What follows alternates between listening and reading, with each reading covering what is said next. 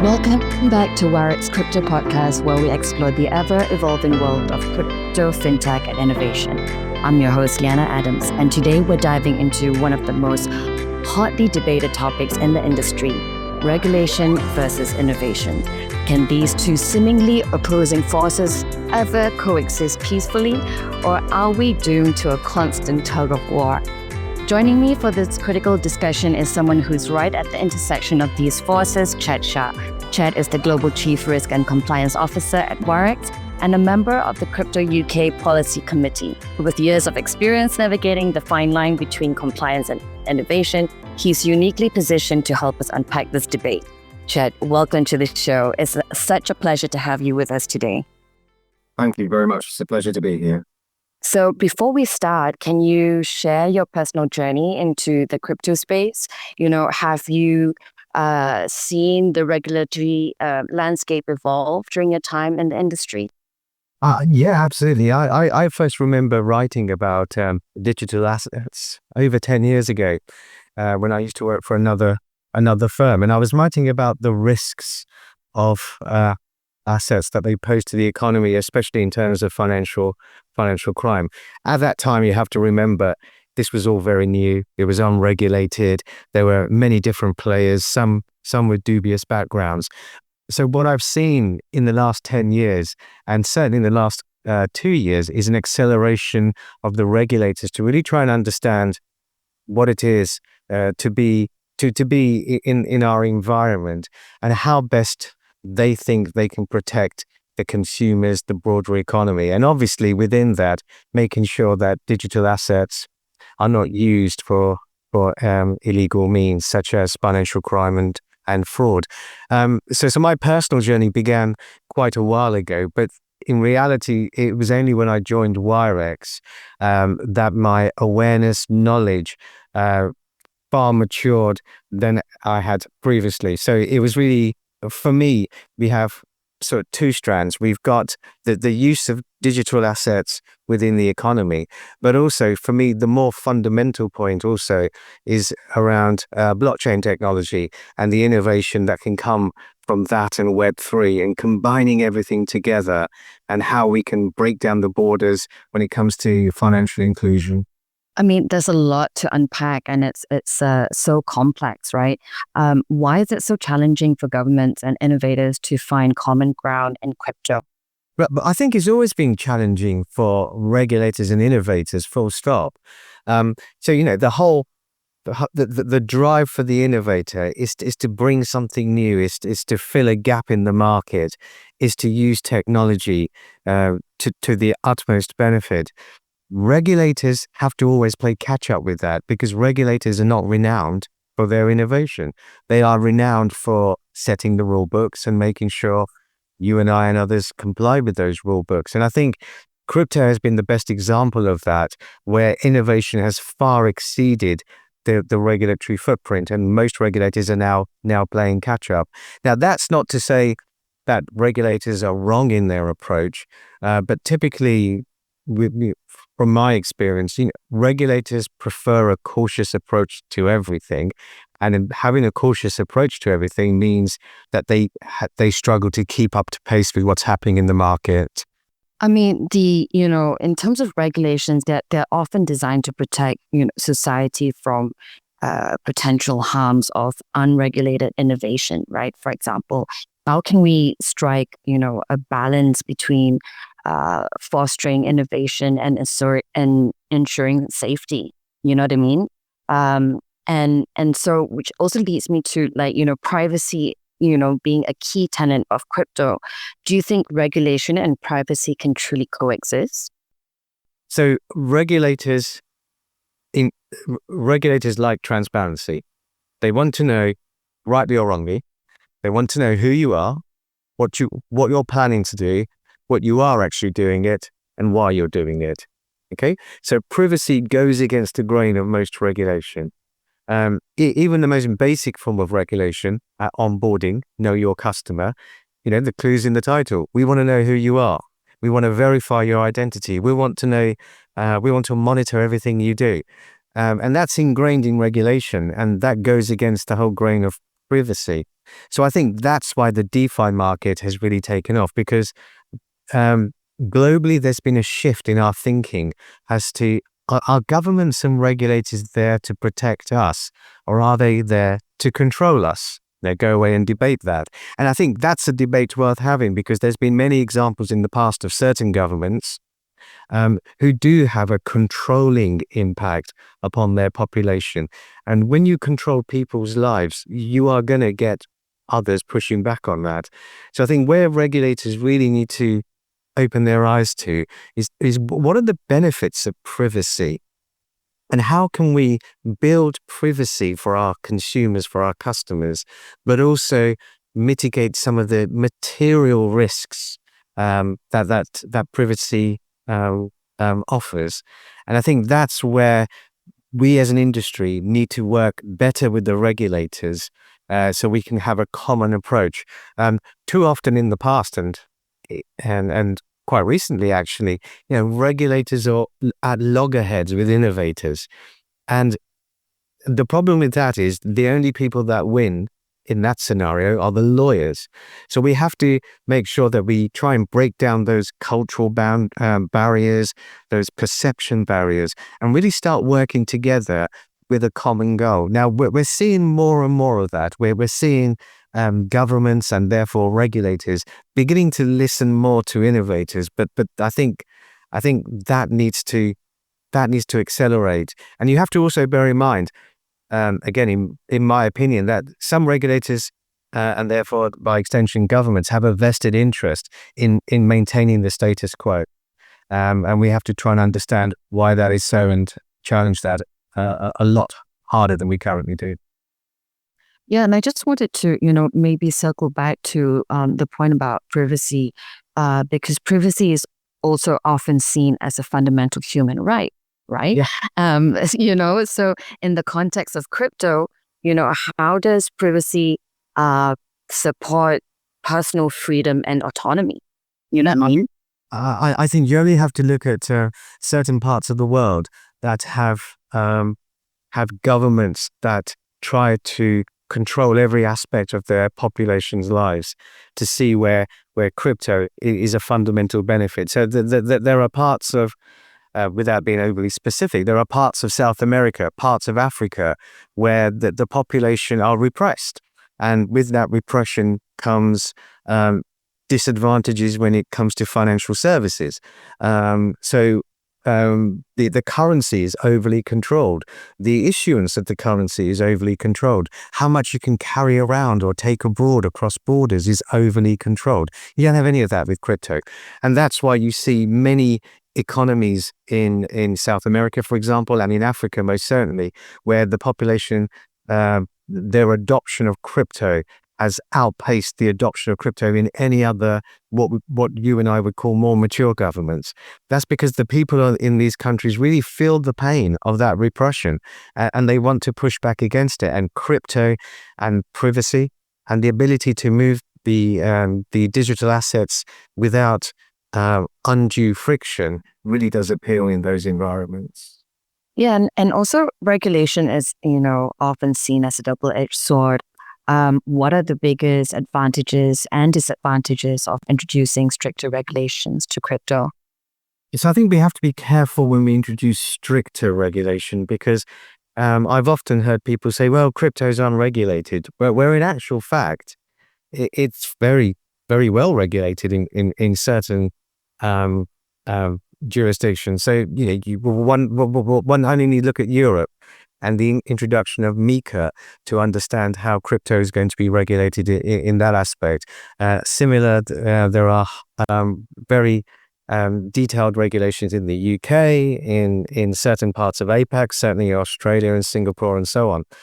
But I think the danger is over-regulation, because then you stifle innovation, you stifle growth. And that's why I think in the crypto industry, we're all very keen to see good regulation.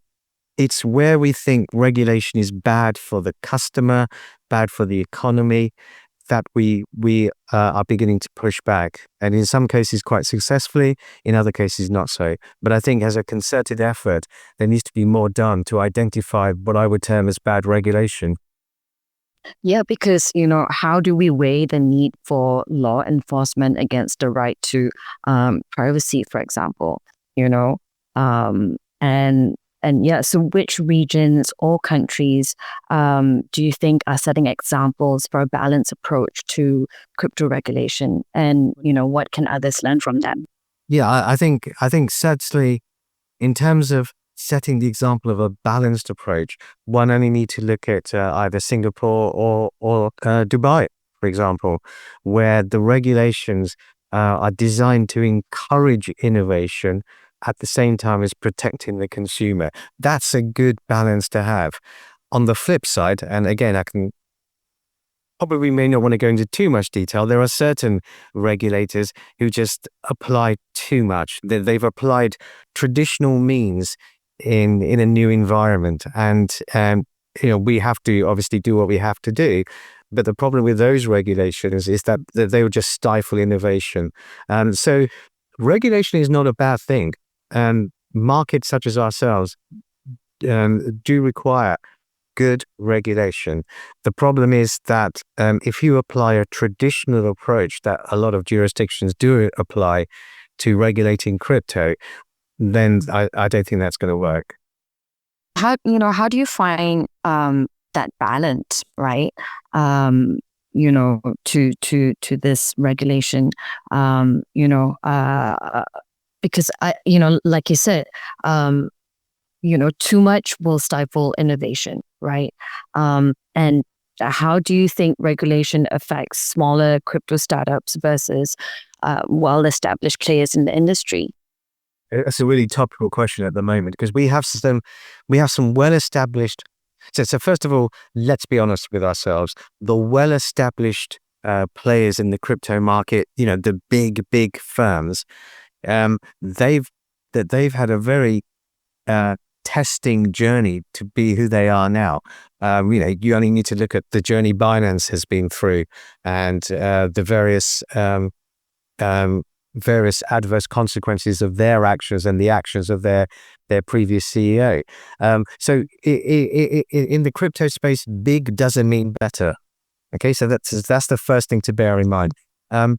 However, on the flip side, if we look at small entrants into the market, it is very, very difficult for them to get into the market because there are such high expectations, regardless of the size of the firm, from certain regulators. So if as a crypto firm, you wanted to enter the UK market, you need to allow at least 18 months and you need to allow plenty of money to employ possibly lawyers, advisors. And when you compare that with, for example, as I mentioned earlier, Dubai, then you see why there's such a move to other jurisdictions from the traditional jurisdictions is because the ease of market is balanced with the cost, which is also then balanced with the scope of the regulation that applies. And again, let's not forget, limited good regulation is so much better than reams and reams and reams of paper describing bad regulation. Yeah, and I think it's all about adaptability and flexibility, right? Because you've got to move with how times are changing, and also there are new use cases every day. Everyone's thinking of new use cases, right? Do you think, some crypto companies secretly prefer more regulations to push out smaller companies? Personally, I don't believe that. Having spoken to counterparts at much, much larger organizations, they will tell you that they absolutely will meet the spirit and the letter of the law. But in private, they still feel that we're overregulated, or the potential to be overregulated is stifling innovation. So I don't think the big players want regulation to push out the small players. I think the big players, quite frankly, accept regulation finally as a consequence of doing business. In the past, they haven't accepted regulation as a consequence of doing business, and as a consequence of that, they've ended up with multiple lawsuits and enforcement actions. So yeah, it's definitely a shift of mindset as well, right? And how to approach and navigate this landscape. And if regulators ban anonymous crypto transactions tomorrow, would the industry collapse or adapt? Adapt. Absolutely. I think our industry has faced multiple challenges, throughout its history. Again, let's go back 5 years. How many crypto winters have we faced? How many announcements from the SEC and from other regulators have we faced proposing a ban on this or a ban on that? And fine, propose away. We will simply adapt, because the reason we can adapt is because there is a market for what we do. Yeah, if you're an individual who is living in a country that has inflation running at over 20%, and the milk you buy today, you don't know what the cost of that same milk is tomorrow, how can you possibly manage your finances and run your life to the way you want it? And that's a great example of where innovation and and the need for a product has come together. So those individuals can use stable coins. They can use a card at point of sale that'll be backed by a stable coin rather than a fluctuating fiat, and so on. So that's just one example of where we've adapted and where we will continue to adapt. And as I said at the start of this, history will show you that regulators always play catch up. It's always been the case since day one, and I don't see why it will be any different until such time the mindset of the regulators change as well as the mindset of the innovators. Yeah, because I think, people do want ownership and agency in what they do, and especially with crypto. What's the one question regarding this debate that you think people aren't asking, but should be? It is a point that I touched on in multiple examples. The one question is why? Yeah, why is there a demand for what we do? So I love that. Yeah, why is there a demand for stable coins? Why is there a demand for anonymity? Why is there a demand for DeFi? And the answers to those questions will then tell you, what comes next. Now, I think I know some of the answers. I think people, frankly, are fed up with being overgoverned. I think they worry about their privacy, to your earlier point. I think they worry about the impact of governmental policy has on their day-to-day lives when it comes to things like inflation or monetary policy. And what Web3 and the innovation that Web3 brings with it has allowed them to do is to actually make their own decisions without need to reference government or other agencies. And that scares governments because they lose control. And once you lose control of your financial policy, you are then going to lose control of lots of other things. So that's why you see knee-jerk reactions from certain governments, from certain regulators, but you will always see a need because people are increasingly becoming aware of how their lives are disrupted by governments rather than enhanced by governments, which is what it should be all about. Yeah, I totally agree with that. And I resonate so much with what you've just said. Is there anything else you'd like to add, Chet? Yeah, I think it's important to note that you can only fight against the system once you understand the system. And so it's really important to understand that regulators themselves are only doing the job that they need to do.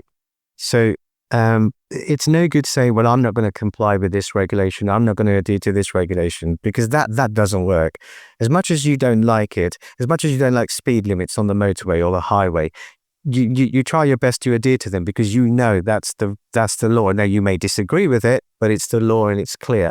So I think it's important for firms like us to absolutely support what regulators are trying to do. but also then have those open conversations, influence regulators to really understand why we're doing what we're doing.